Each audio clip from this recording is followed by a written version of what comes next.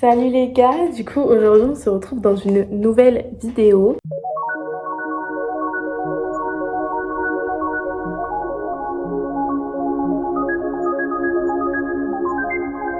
C'est un thème un peu particulier, du coup comme vous l'avez vu dans la miniature et dans le titre, du coup aujourd'hui on va parler de mon thème astral. J'avais envie de parler d'astrologie, un peu de tout ça. Je me suis dit ça serait drôle que je regarde les informations me concernant en astrologie sur, par rapport à ma date de naissance tout simplement et ce qui en découle, voir si c'est vrai. Ça explique certaines choses de ma personnalité quoi, donc on va voir ça ensemble. Du coup, je vous laisse avec la suite de la vidéo et n'hésitez pas à liker, à partager et à vous abonner. Et puis c'est parti. Du coup, tout d'abord, j'ai été sur un site qui disait qu'il faisait des cartes, des thèmes astrales et tout. Donc du coup, il a fallu que je remplisse mes informations, donc ma date de naissance, mon prénom, où est-ce que je suis née, etc. Donc je suis née le 21 mai 2004, donc j'ai bientôt 20 ans. Et je suis née à Paris à 8h25, parce que l'heure joue aussi un rôle, apparemment. Du coup, moi j'ai toujours cru dans les... Comment ça s'appelle ? Du coup, moi j'ai toujours cru dans les horoscopes que j'étais taureau, parce que... attendez, si on regarde... A few moments later. Du coup, si on regarde les signes du zodiaque, etc., et ben les taureaux, c'est du 21 avril au 21 mai. Et parfois, les gémeaux, c'est du 21 mai ou du 22 au 21 juin. Du coup, en fait, moi, parfois, je suis taureau, selon les signes. Parfois, je suis gémeaux, donc je sais pas où me placer. Mais souvent, moi, je suis restée sur taureau et j'ai regardé les caractéristiques du taureau et je me retrouvais beaucoup plus dans celle-là. Sauf que, selon ce thème astral, selon mon heure de naissance et tout, je suis Gémeaux, je crois bien. Attendez. On va voir si ça correspond et puis voilà quoi, on va analyser ça. Avant que je vous parle, je vous dis les informations et tout, je vous mettrai la carte du ciel lors de ma naissance. Et du coup, il y a marqué que apparemment je suis ascendant Cancer.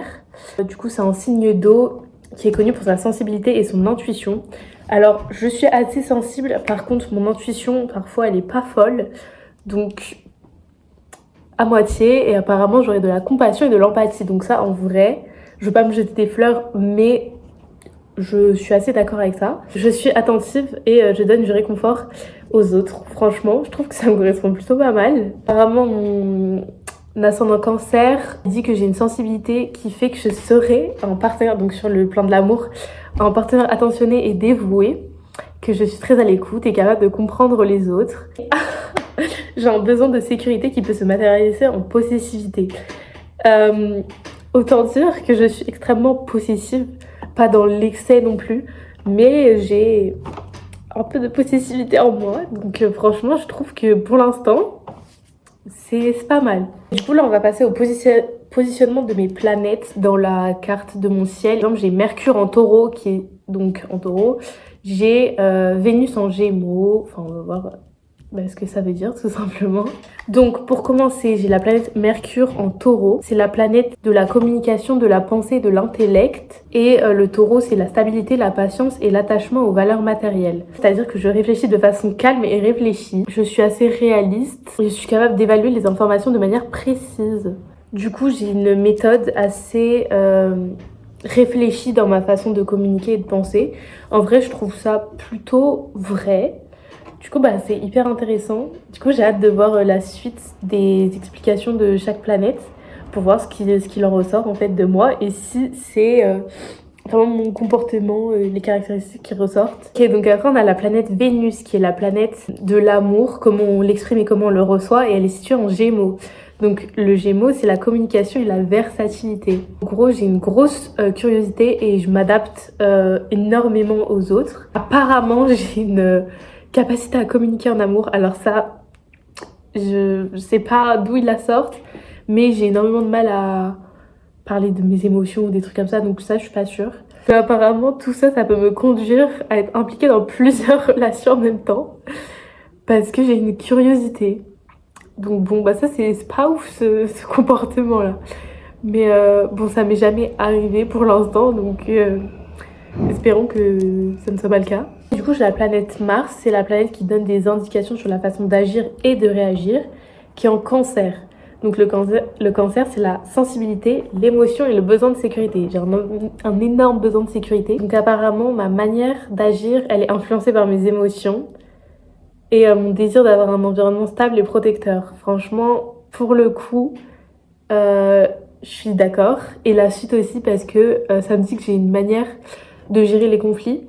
En gros, je vais chercher à apaiser les tensions et en suggérant un compromis. Et franchement, j'ai plein d'exemples qui illustrent très bien ça. Donc franchement, je suis tout à fait d'accord. C'est assez fou de voir que l'astrologie peut expliquer des choses qui sont factuellement vraies. Grâce à Mars en Cancer, j'ai une profonde sensibilité et un instinct de protection qui sont à mon honneur. Donc voilà, je suis ravie. Après, malgré tout, il y a marqué que ma sensibilité peut me compliquer inutilement la vie.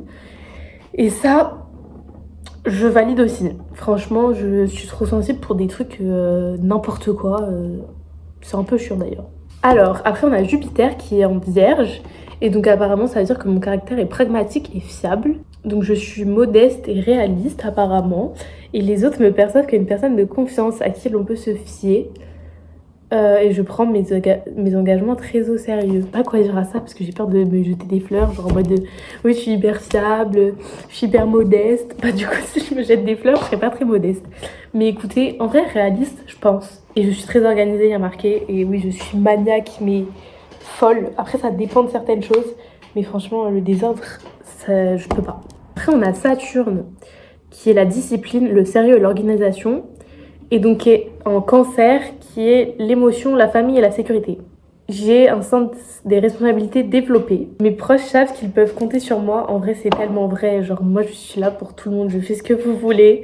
Même parfois, c'est trop. Et par contre, il y a un mélange, du coup, l'émotivité du Cancer et le sérieux de Saturne qui entraîne une surcharge mentale ou du stress quand je suis face à des dilemmes émotionnels. Et ça, c'est horrible. Parfois, dans certaines situations, je sais pas quoi faire. Je suis un peu indécise. J'ai passé quelques planètes, mais j'ai le soleil en Gémeaux. Et ça a l'air assez important parce que du coup, ça dit que je suis Gémeaux. Et donc apparemment, les Gémeaux, c'est des personnes qui sont vifs d'esprit, des individus capables de jongler avec de nombreuses idées et de s'adapter rapidement. Je trouve que c'est plutôt vrai. Je m'adapte assez rapidement. Ouais, franchement, ouais. Là, c'est full sur mon site, donc il y a un gros pavé. Mais du coup, en amour, je suis charmant et sociable, comme en amitié.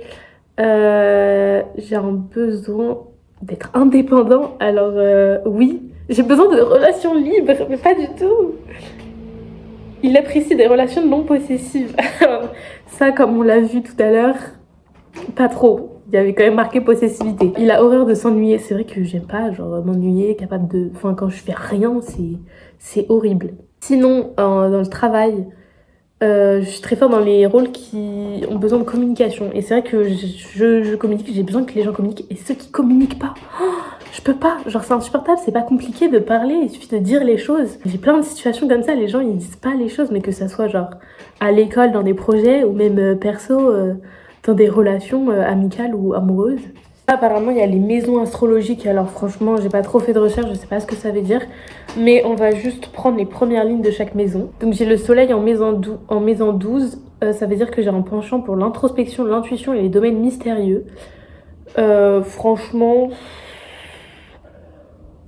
Pas plus que ça. L'introspection à la limite, l'intuition, je n'en ai pas plus que ça. La lune en maison 12 aussi, c'est-à-dire qu'apparemment j'ai un sixième sens très développé.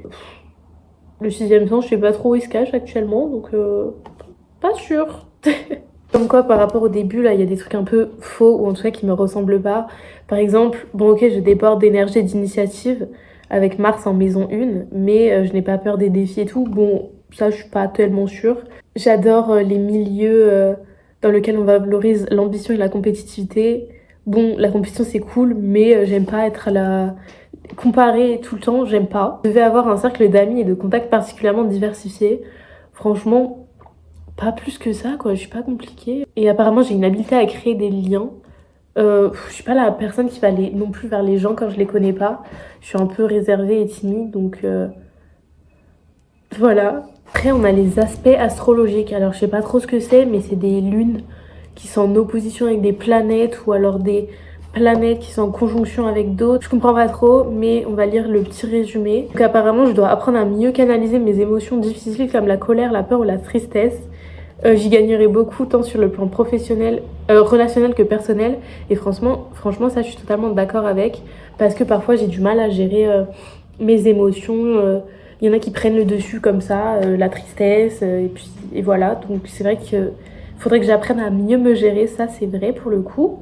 On a un conflit entre l'action, la spontanéité et la prudence et les limites. Par exemple, il y a Mars qui m'incite à suivre mes désirs et mes émotions. En gros de manière spontanée, donc en gros suivre mon cœur, et il y a Saturne qui a un peu genre la tête et qui incite à la mesure et à la réflexion. Et c'est vrai que parfois j'ai vraiment ce truc de genre mon cœur veut ça mais ma tête elle sait que c'est pas forcément bon, et c'est vrai que j'ai du mal à faire cette dissociation, ou enfin genre ouais, à prendre une décision entre les deux, parce que les deux ils sont en conflit, ils sont en mode je sais que c'est mauvais pour toi mais en même temps d'un côté j'ai envie, donc après je pense que c'est le pire débat, le pire combat entre la tête et le cœur. C'est très dur à prendre comme décision, et forcément si tu suis ton cœur, ta tête elle sait que c'est pas forcément le bon truc, mais t'as envie de suivre ton cœur quoi. On a tous vécu un moment de notre vie ce débat là, en mode c'est comme les petites diables sur l'épaule en fait. C'est genre mon cœur il me dit de faire ça parce que je sais pas, ça me tient à cœur, ou que j'ai envie de faire ça, ou que je sais que voilà, genre j'ai envie d'aimer cette personne là, mais ta tête elle sait que la personne elle est pas bonne pour toi. Peut-être en mode mais j'ai quand même envie. Et là bah tu t'es en mode bah faut que j'en écoute hein. Soit j'écoute mon cœur mais peut-être je serai brisée, ou peut-être j'écoute ma tête, je serai pas brisée mais je serai un peu triste. Dites-moi si vous avez déjà connu ce genre de débat dans votre tête. Du coup, pour faire un petit résumé, mon ascendant, il est Cancer. Mon signe solaire, il est Gémeaux, et mon signe lunaire est Gémeaux aussi. Après, donc, si on veut parler de ma personnalité, je suis faite pour penser mon action sur le long terme, apparemment. De mes sentiments, pour moi, apparemment, l'amour est cérébral.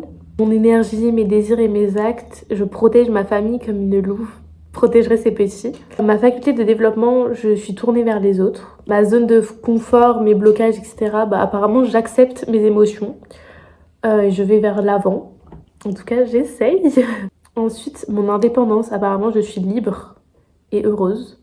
Bon, tant mieux. Mon rapport à la spiritualité. Apparemment, mon idéal est social et politique. Écoutez, je sais pas gros ce que ça veut dire, mais on prend. Et ma perception du changement, le changement est une fleur que je prends plaisir à butiner. Bah écoutez, de toute façon il faut accepter le changement, on n'a pas trop le choix, donc au bout d'un moment... Voilà, c'est tout pour cette vidéo, j'espère qu'elle est pas trop longue, j'espère que ça vous aura intéressé. Je pourrais peut-être faire ce concept avec quelqu'un que je connais, donc une amie.